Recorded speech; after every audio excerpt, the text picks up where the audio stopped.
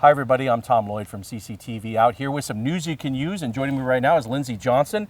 And Lindsay's going to talk to us about a project going on behind us at Port Charlotte Beach. How are you doing, Lindsay? I'm doing great. How are you? Good, good. Lindsay, talk to me about this project. What is going on here? So this is our new Port Charlotte Beach Rec Center. We're also doing a pool and pool house.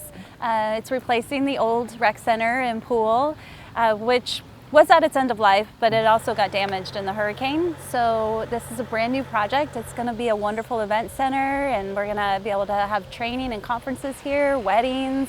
The pool is going to be a big enough pool for lap swimming, and the pool house is going to have locker rooms and offices for the lifeguard and staffs. Where are we at in the project right now? We just started, so this was a groundbreaking. They're doing the auger piles right now. So the project should be done with construction in December of 2026, and then it will take a few months for community services to move in. So we expect the facility to be operational for the community in early of 2027. What is this new facility going to mean for the residents that live in the area?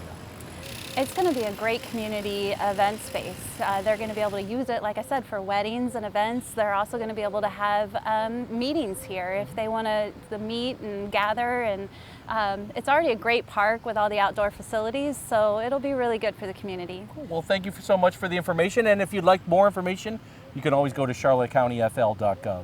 For CCTV's News You Could Use, I'm Tom Lloyd.